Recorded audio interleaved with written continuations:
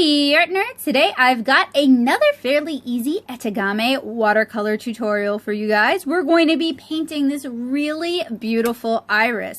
And this iris is based off of one I found blooming in my mom's flower bed. And in a couple of seconds I'll have the reference image for you guys. If you want to paint along, I highly recommend you open this video in another tab and pause it at this part so you have your reference image handy.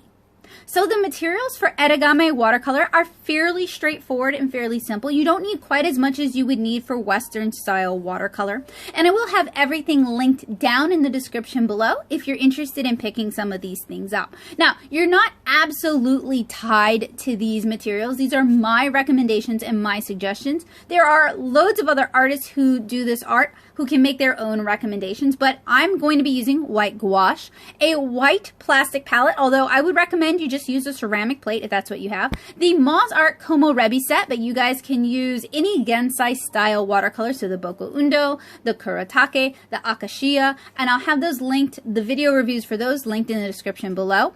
You're also going to want to use Sumi brushes or Chinese watercolor brushes. You can find these online. You can also find them in many art supply stores, and you're also going to want to use Etegami paper if you have access to it. This can be harder to find, and some of these were packs that I picked up while in Japan, but I will have some linked down in the description. If you don't want to use Etegami paper, you can use cellulose-based Western style watercolor paper. I'm also going to be using Pentel pigment-based brush pins, the extra fine and the medium. And you guys also see I have a pad of Canson watercolor paper here. I'm not using the paper inside, I'm actually using the chipboard back. And I'm also going to be using a pencil as well as some washi tape to adhere our Etegami postcard to our chipboard. So the first thing I want to do is I want to give my Etegami a little bit of structural support. So I'm going to use the washi tape to do that. I'm applying it to the inside of my arm just to remove some of the excess tack so it doesn't tear the paper when I remove it. Then I'm going to double fold it over and place it on the back of the postcard.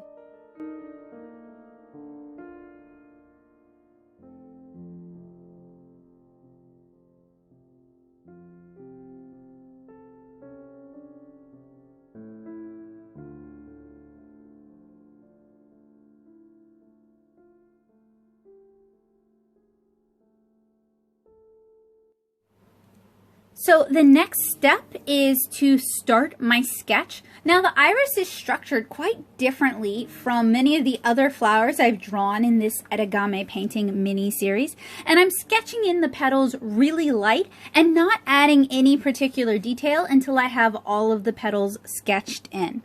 And I have my reference image on a laptop just outside of camera, so I am heavily referencing the flower as I sketch it, but I'm also not trying to be too literal or too perfect. The goal with Etegami isn't perfection, it isn't realism, it's capturing the spirit of your subject matter.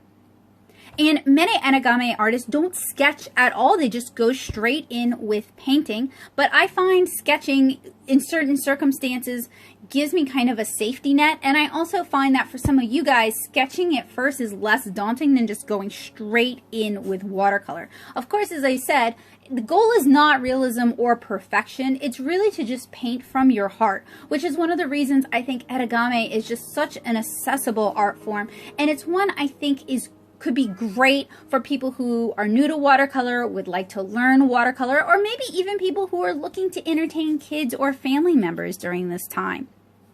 So I sketched in the basic petal shapes very lightly. Now I'm going in with just a bit more pressure and I'm adding more detail. I'm drawing with a harder lead, an H lead, and this allows me to sketch really lightly without damaging or smudging the paper.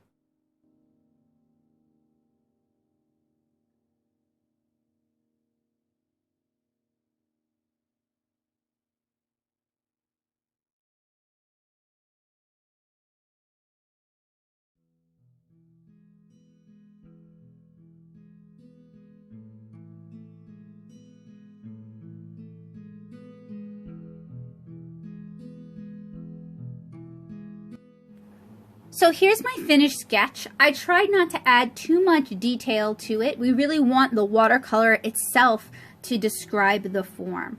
So generally with my Etegami pieces, I start with the background first and then work my way towards the flower. And generally when I'm doing watercolor, just in general, I try to keep my background maybe less rendered than my subject matter, and that's going to help pull the focus to the subject matter.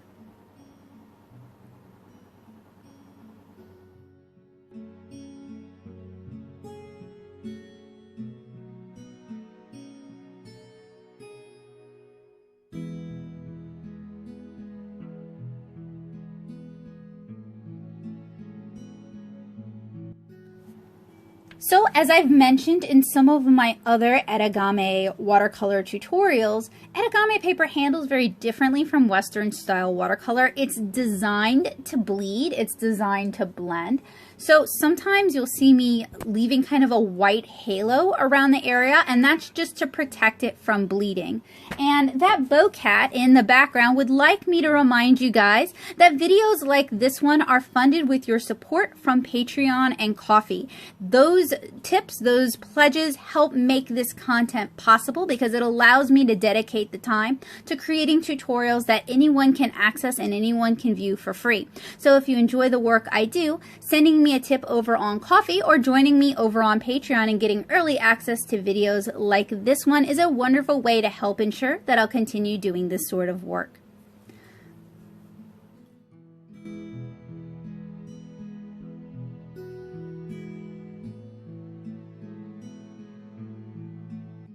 So I started with kind of a base green color, kind of a spring green. It's more of a yellow green than a blue green. I went in and I added in some shadows using a turquoise green, and now I'm adding in some highlights using a cool yellow.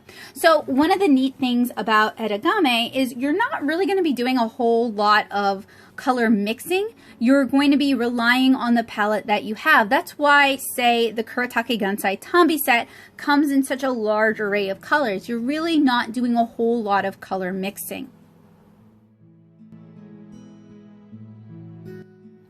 So I want to give my background a chance to dry a little bit. As I mentioned a little earlier, one of the properties of Etegami is how blendable it is, and you can control that blending by using less water. Then you can go in and add kind of stronger details. But unlike Western watercolor where you can glaze on top of things with looser, wetter washes, with Etegami, glazing has a tendency to really push the color out of the area you want. So if you're used to Western style watercolor, Etegami does take a little bit of readjustment. So while I'm waiting for the leaves in the foreground to dry, I've mixed up kind of a loose light wash of a cooler red and a warmer red to kind of get those pink bricks that you guys saw in the reference image, and I wanted to include those because I thought they would help with contrast and help make the flower pop. And into that really loose wet wash, I'm just dabbing in a much thicker mixture to diffuse out into it.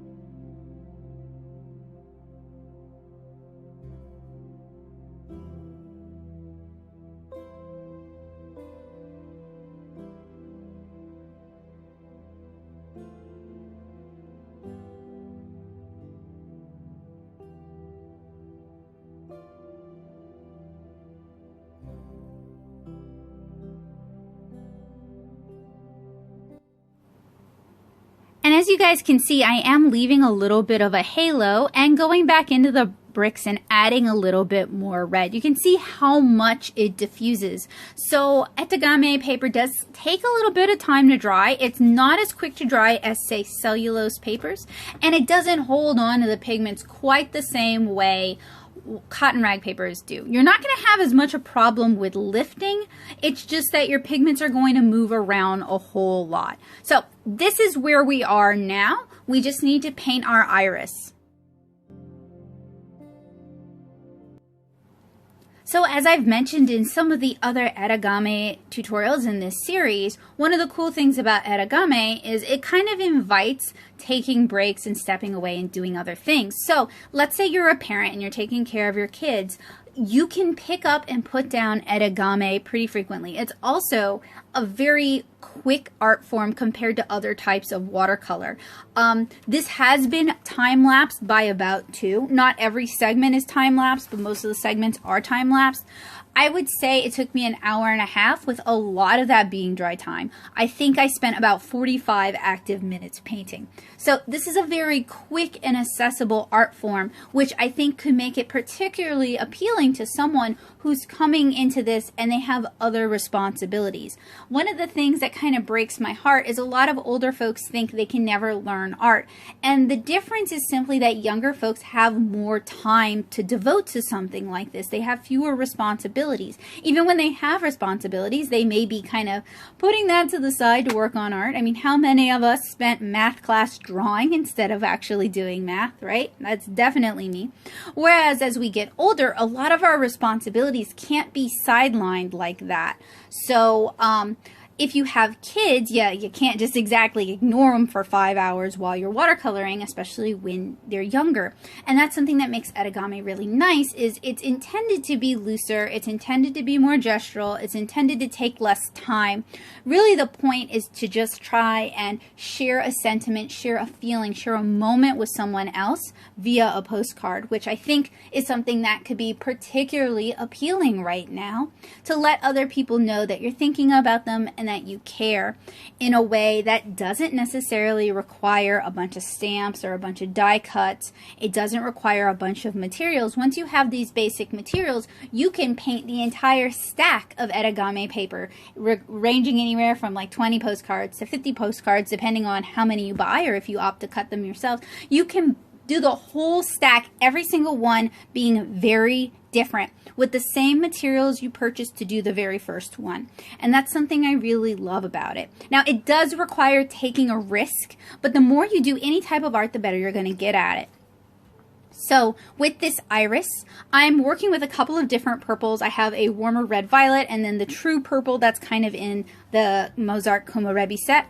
And as it's still wet, I'm dabbing in ultramarine blue. I'm dabbing in more of the red violet to get that kind of beautiful mottled variegated color. And this is where the bleeding properties, the wet into wet properties of this paper really shine. And I'm working petal by petal, and I'm adding my colors as I go to get that beautiful wet into wet blend. And if you guys look closely, you might notice that I'm actually painting with 3 brushes at a time. I have my larger brush loaded up with my purple, and then I have 2 smaller brushes loaded up with red, violet, and ultramarine, and I'm switching them out as I go.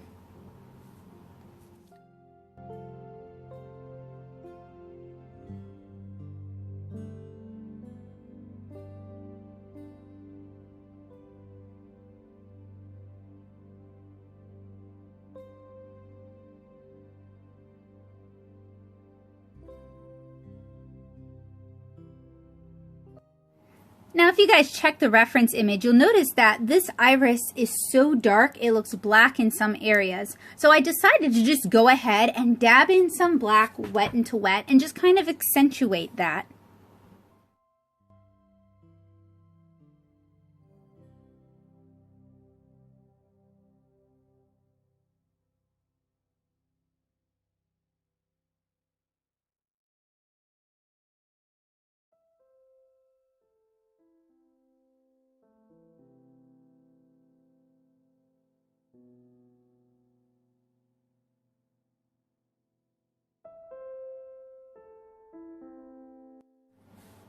So at this point, I've decided I'm not quite finished yet, but I want to give it enough time to dry because I want to go in and I want to add some starker details.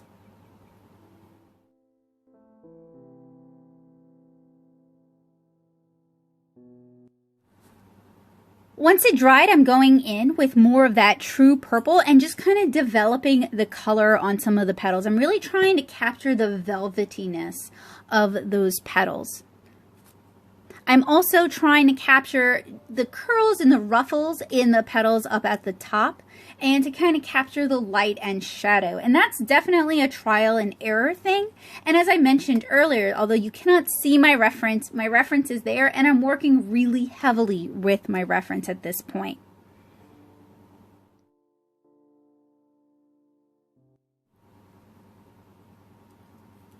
And I'm still working on it, but I gave it more of a chance to dry, and I'm working with a much smaller brush to add finer details, adding in some black as well, just to kind of capture that depth of color.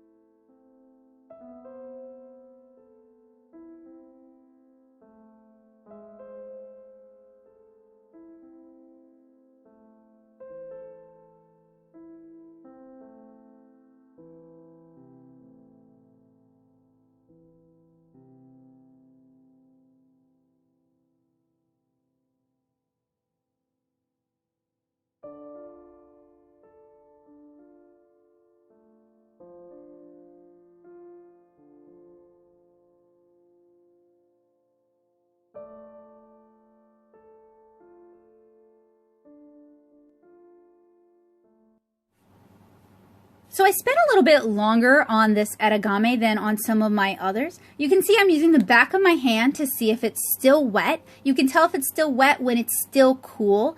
Etegami paper doesn't quite look the same or handle the same as Western style watercolor paper, so it is important to check and make sure, because you can think it's dry, but without checking, you can go in and paint and it just kind of goes completely haywire. So at first I thought I was going to start inking, but I decided I wanted to add in a few more details and tighten things up just a little bit more.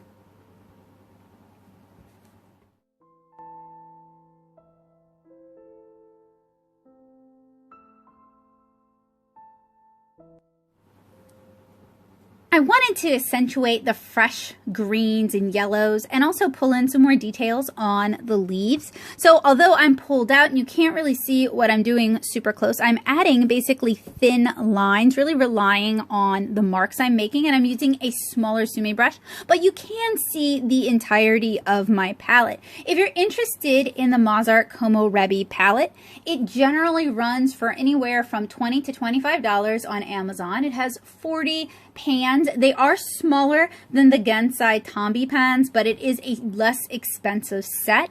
It comes in a metal tin, and you can buy replacement and additional colors. I have a full review of this palette here on the channel that I'm going to link down in the description below. I don't see any sort of kickback from Mozart. I just happen to really like the palette. I do also like the Kuretake Gensai Tombi palette, so if that's what you have access to, go for it.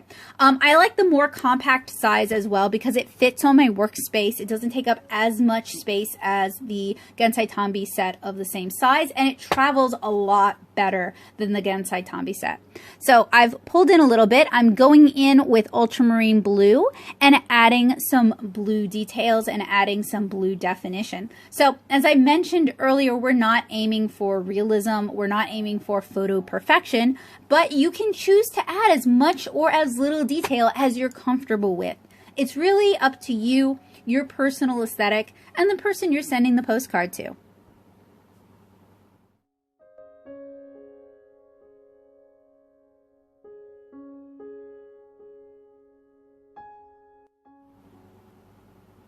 My goal for this channel is to really just make watercolor and traditional media in general as accessible to as many people as possible. I love watercolor. I paint a watercolor comic, 7-inch Cara, and I've just spent a lot of time learning watercolor over the years, and I want to share that with you guys. There are a lot of people who do videos on watercolor, who do tutorials on watercolor, and I think there's room in the ecosystem for all of us. What I think makes my work unique is the fact that I do watercolor comics. My work is more illustration, more comic oriented, and in many ways I think more approachable. I'm not I don't ever consider myself a fine artist. I do have 2 degrees in art, but I'm not a fine artist. And so hopefully I can bring art to you guys in a way that makes you want to try it and makes you think, hey, I can do that. That's one of my goals here on the channel.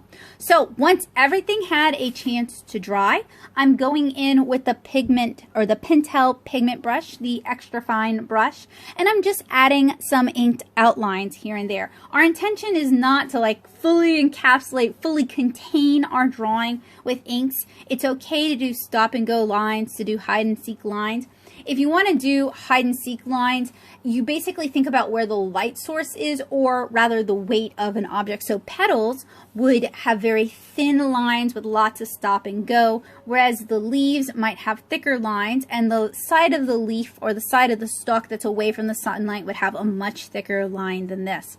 One of the things I like about these pigment, almost said pigtail, like Pentel and pigment, about these pigment brush pens is the extra fine. The brush on it handles a lot like a traditional brush without necessarily the mess, and they're very easy to handle, which makes them much more accessible. Now, you know it's the pigment brush pen because the back of it should be gray. Pentel makes a lot of different brush pens. Not all of them are pigment based. You want the pigment based one because it's going to be waterproof. If you decide you want to paint over this, add details, add gouache, it's not going to be reactivated when you add that water.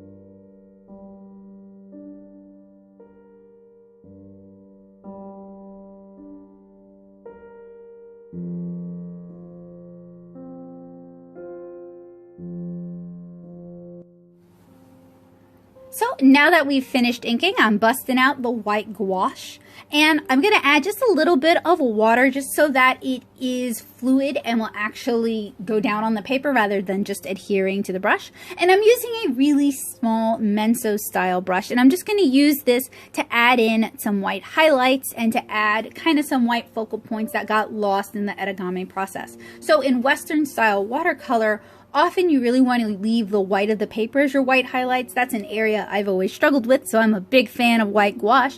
In Etegami, the paper itself is often so absorbent. That's the word. So absorbent that you'll lose those white highlights very easily. So going back in with white gouache can be a good way to kind of add some of that white contrast back in.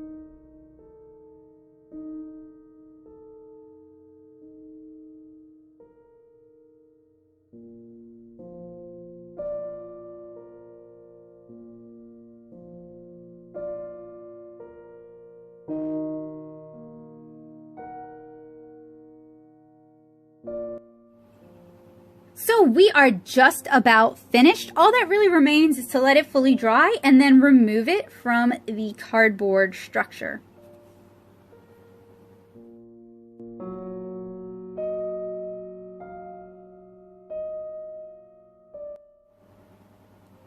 This is very simply done. You just carefully lift it off the cardboard and then gently peel the washi tape from the back. There may be some tearing, so you just want to be really, really careful with that. And then even after I removed it, I decided to go back in and add even more white highlights because sometimes I just don't know when to quit.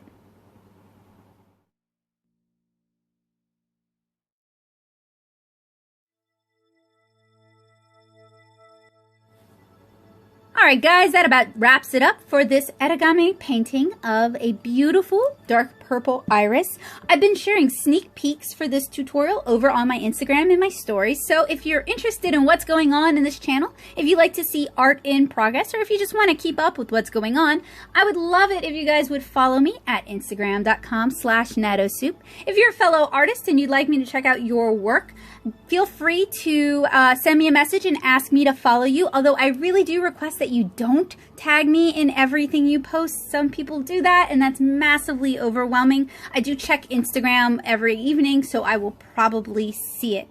Anyway, I hope you guys enjoyed this tutorial. I hope you found it useful, helpful, and informative. If you're looking for more approachable watercolor tutorials, I have a quick and easy tutorial series just for you guys. This is part of that series. I also have a watercolor basics series for those of you who are looking to take it to the next step. And I have a watercolor series that encapsulates a lot of my watercolor art. So thank you guys so much for watching. I'll see you guys again soon. Bye!